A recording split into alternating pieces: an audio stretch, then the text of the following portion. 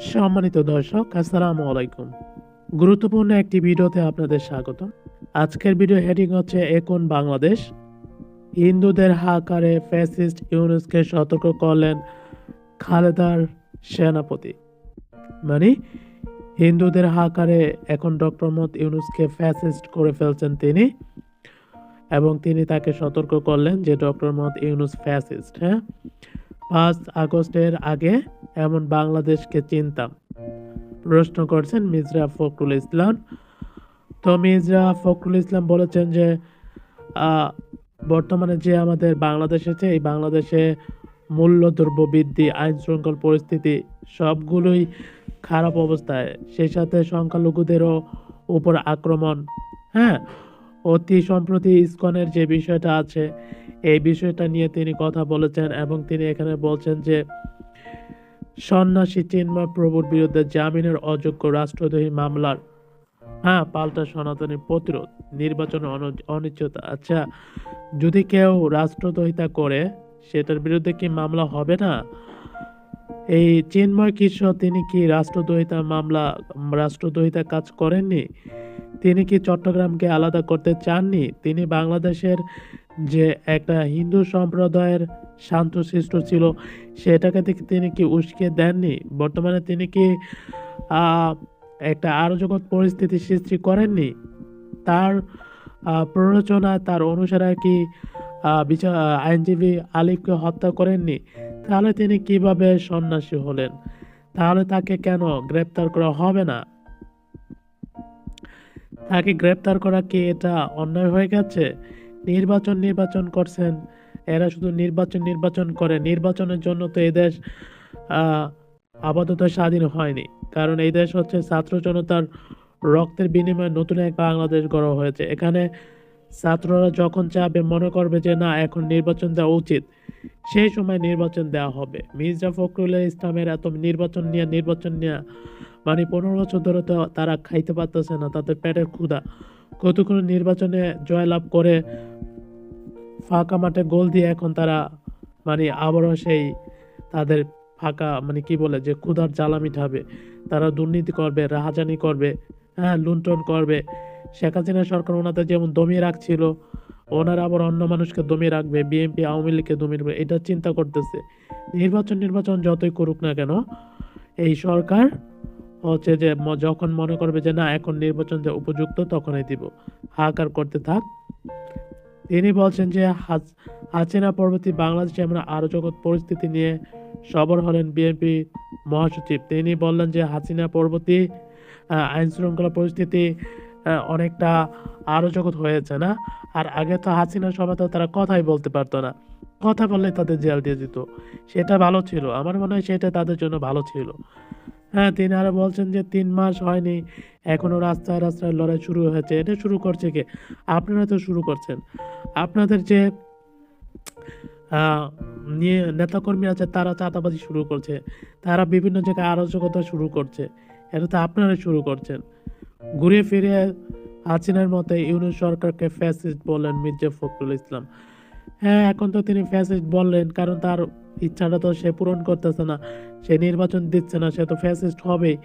কারণ হচ্ছে, যখন হাসিনা সরকার ছিল তখন তারা কথা বলতে পারেনি, তাদের গলা টিপে ধরছে, তাদেরকে জেলে সে খালেদা জিয়াকে কত বছর জেলে রাখছে। হ্যাঁ, তখন এখন আবার ডক্টর মোহাম্মদ ইউনূস তাদেরকে কথা বলার স্বাধীনতা দিয়েছে। তারা নিজেদের মতো মত প্রকাশ করতেছে, তারা যেখানে চাইছে তাই বলতে পারতেছে। এই জন্য তিনি ফ্যাসিস্ট হয়ে গেছেন। মানে কি বলবো, ভণ্ডামির আর কোনো শেষ নাই। বুধবার শহীদ মিলন দিবস উপলক্ষে ঢাকার প্রেস ক্লাবে আয়োজিত এক আলোচনা সভায় অংশ নেন মির্জা ফখরুল ইসলাম। সেখানে তিনি বলেন, এত প্রাণ গেল, তার ফলশ্রুতি কি এই বাংলাদেশ? কেমন বাংলাদেশ? বাংলাদেশ ঠিকই আছে, বাংলাদেশে আরো সৃষ্টি করছে কারা? আপনারাই করতেছেন। বিএনপি বিভিন্ন জায়গায় চাঁদাবাজি করতেছে, সন্ত্রাসী করতেছে, আওয়ামী লীগ নিয়ে এখন তারা ফাঁকা মাঠে গোল দিতেছে। কাজেই এখানে তো আইন শৃঙ্খলা পরিস্থিতি তারাই খারাপ করতেছে। 3 মাস হয়নি, এখনো রাস্তায় রাস্তায় লড়াই শুরু হয়ে গেছে। 3 মাস এখনো যায়নি, একজন আরেকজনের রক্ত ঝরাচ্ছে। কেন ঝরাচ্ছেন আপনারা? আপনারাই তো ঝরাচ্ছেন। 3 মাস যায়নি, এখনো পত্রিকা অফিসে পুড়িয়ে দেওয়া হচ্ছে, আক্রমণ করছে। একদিকে যখন গোটা বাংলাদেশে ইসলাম কট্টরপন্থীর আক্রমণের মুখে পড়ছে হিন্দুরা, ইসলাম কট্টরপন্থী, এদেশে ইসলাম কট্টরপন্থী আছে কারা? শুধু আলেমরা। এদেরকে বোঝাচ্ছে আলেমরা কি হিন্দুদের বাড়ি বাড়ি যে কি আক্রমণ করছে? এই বিএনপির এই চাল করে এগুলো করতেছে। ঠিক আছে, আওয়ামী লীগ আছে, এখন তারা কিভাবে ক্ষমতা আসবে, এই সরকারকে যত দ্রুত নামানো যায় সেই চিন্তা তারা করতেছে। হুম, তাহলে তার মানে কি যে উনি কি মুনাফিক? উনি যদি ইসলাম কট্টরপন্থী বলে কাউকে গালি দেয়, উনি তো মুনাফিক। অন্যদিকে প্রগতিশীল গণমাধ্যম ও মৌলবাদীর রোশনালে, মানে প্রগতিশীল গণমাধ্যম এবং মৌলবাদের মানে রোশনালে, মৌলবাদকে যে অন্যায় প্রতিবাদ করে সেই মৌলবাদ। তার মানে কি আপনার মতো অন্যায় করব? আপনাদের বিএনপির মতন কি লুটপুটে খাইব? মানুষ অন্যায় প্রতিবাদ করব না? নারায়ণগঞ্জের সম্প্রতি উৎসব লালন মেলা যেমন বন্ধ হয়েছে, তেমনই সংবাদ মাধ্যমের আলো, প্রথম আলো দপ্তরে ভাঙচুর চালানো হয়েছে। প্রথম সংবাদ আলোর যে এটা আছে, এটা তো একবারে এরকম না যে নিষ্পাপ একটা আহ, সংবাদ মাধ্যম। এই প্রথম আলোতে সবসময় ইসলামী বিরুদ্ধে কাজ করে, তারা সবসময় আওয়ামী লীগের পক্ষে কাজ করছে। কই আওয়ামী লীগের আমলে তো তোমরা যখন এই প্রথম আলো বিভিন্ন আহ, কি ভালো ভালো মানুষগুলোকে আহ, জঙ্গি সাজাইছে, সন্ত্রাস সাজাইছে, কই কথা বলো নাই? প্রথম আলো কি একদম এক দুধের তুলসী পাতা? তারা এখন সে আওয়ামী লীগের পক্ষে লিখতেছে। তাহলে প্রথম আলো যে ভাঙচুর করবে না কি করবে? আন্তর্জাতিক সরকারের প্রধান উপদেষ্টা মোহাম্মদ ইউনূসকে বাংলাদেশের ভয়াবহ অস্থিরতা নিয়ে রীতিমতো সতর্ক করেন আলমগীর। সতর্ক করতে থাক, তোমাদের সময় হয় নাই। তিনি বলেন, এখন বাংলাদেশ, এটা ঠিক বাংলাদেশ, এটা ছাত্র জনতার বাংলাদেশ, এখানে সবাই কথা বলতে পারতেছে। আমরা কি 5 আগস্টের আগে এমন বাংলাদেশকে চিনতাম? 5 আগস্টের আগে এমন বাংলাদেশকে চিনতেন না, এত খারাপ বাংলাদেশকে চিনতেন যখন আপনি কথা বলতে পারতেন না, যখন আপনি আওয়ামী লীগ সরকারের বিরুদ্ধে কথা বলতে গেলে, প্রতিবাদ করতে গেলে আপনার গলা চেপে ধরতো, আপনাকে জেলে দিত, আপনার লোকজনকে পিটাইতো পুলিশ দিয়ে, আর্মি দিয়া, সেনাবাহিনী দিয়া। এখন তো আপনি সেটা পাচ্ছেন না, মানে পিটানি খাইতে খাইতে এখন আর কি শান্তিতে থাকলে এখন আর ভালো লাগতেছে না, এখন আরো পিটানি খাইতে চান। আজ কেন এই ভয়াবহ হিংসা? হিংসা সৃষ্টি করছে কারা? হিংসা সৃষ্টি করতেছে এখন তারা বাংলাদেশকে একটা আলাদা দেশ তৈরি করতে চাইতেছে, চট্টগ্রামকে আলাদা করে দিতেছে। এদেশে হিন্দু সম্প্রদায় শান্তশিষ্ট ছিল, তাদেরকে অস্থির করতেছে কে? এই কৃষ্ণ চিন্ময় তো, বা চিন্ময় কৃষ্ণ তিনিই তো। তাহলে এটা হবে না? আজ কেন এই ভয়াবহ অস্থিরতা? সমস্যাগুলো কোথায়? খুঁজে দেখেন কোথায়। এই প্রশ্ন আপনাদের কাছে আমি করছি, আপনার কাছে আমিও এই প্রশ্ন করছি। এই প্রশ্ন খুঁজে দেখেন কোথায় সমস্যা। এখন ভারতের খালি দালালি করবেন কারণ ক্ষমতা আসার জন্য নাকি? দালালি ছেড়ে ভালো হন। দেশের বর্তমান পরিস্থিতি নিয়ে কার্যত কটাক্ষ অন্তর্বর্তীকালীন সরকারকে কটাক্ষ করেছেন বিএনপি মহাসচিব। তিনি বলেন, 5 আগস্টের পরে সুযোগ এসেছিল সবাই মিলে একসঙ্গে দেশের জন্য একটি পরিবর্তন নিয়ে আসার। 3 মাস হয়নি, আমাদের আসল চেহারা বেরিয়ে আসতে শুরু করেছে। সরাসরি দেশের মধ্যে বিভেদ বিভাজনের রাজনীতি নিয়ে প্রশ্ন তুলছেন মির্জা ফখরুল আলমগীর। বিএনপির শাসনামলগুলো খুঁজে দেখেন, মানুষ কত শান্তিতে ছিল নাকি? আওয়ামী লীগ অনেক শান্তিতে ছিল নাকি? তার বিরোধী দলগুলো অনেক শান্তিতে ছিল, তাদের সময় এরকম হয় না, এর চেয়ে বেশি হয়েছে, এর চেয়ে বেশি লুটপাট হয়েছে, হাওয়া ভবন তৈরি হয়েছে। হ্যাঁ, এই জন্য তো আওয়ামী লীগ তোমাদের পিছনে দিয়েছে বাস।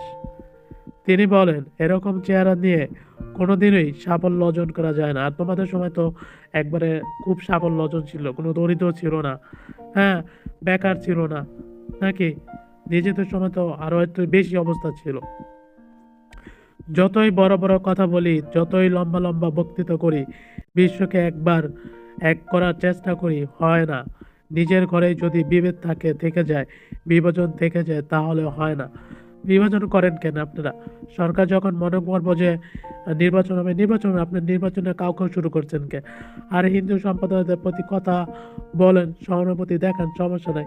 কিন্তু সমস্যা হচ্ছে যে আপনি যেখানে তারা একটা দেশে অরাজক সৃষ্টি করতেছে, সেখানে আপনি ওই সরকারের পক্ষ কথা বলবেন, আপনি সরকারের বিপক্ষে যে কথা বলেন।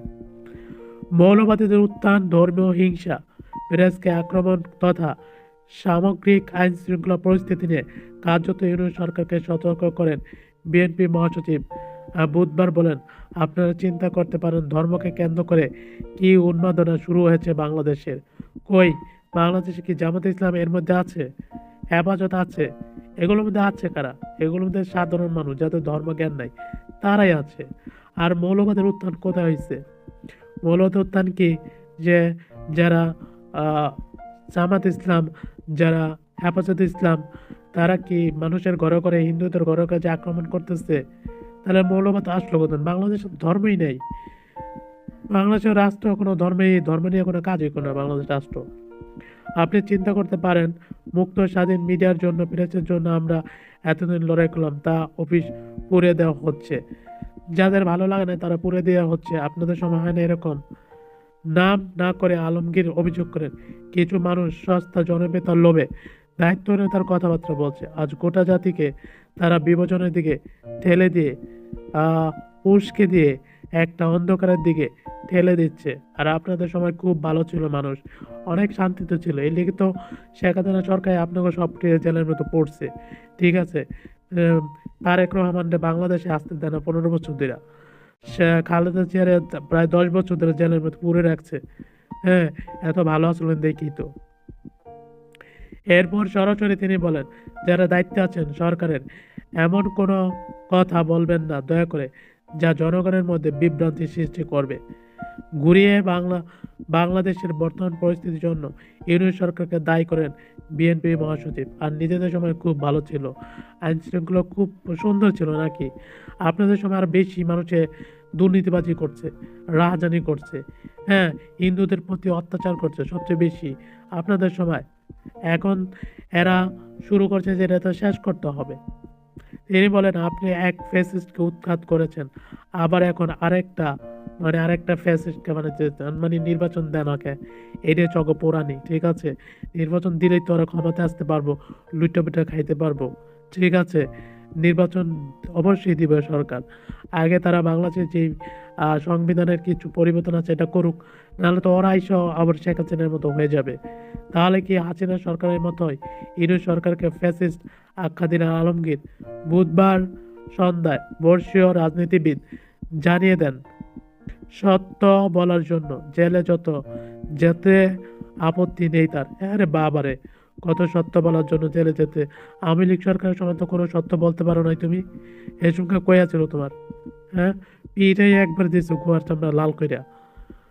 আমি বিশ্বাস করি লিবারেল ডেমোক্রেসিতে। করো, সমস্যা কি? সবাই বিশ্বাস করে, যারা বাংলাদেশের স্কুল কলেজ পড়েছে সবাই লিবারেল ডেমোক্রেসি বিশ্বাস করে। আমি বিশ্বাস করি মানুষের স্বাধীনতায়। ভণ্ড এটা, এটা মিথ্যা। মানুষের স্বাধীনতা আপনারা বিশ্বাস করেন না। বাক স্বাধীনতায়, ভোটের স্বাধীনতায়। এখন আপনারা ভোট পেতে চান, হ্যাঁ, এই জন্য নির্বাচন যেতে চান, এই জন্য আপনারা এই সব কথা বলতেছেন। বাক স্বাধীনতা আপনাদের সময় ছিল না, এই জন্য তো আপনাদের আওয়ামী লীগ পিঠেই একবারে তুলোধুনো করে ফেলছে। যাক সম্মানিত দর্শক, সংবাদ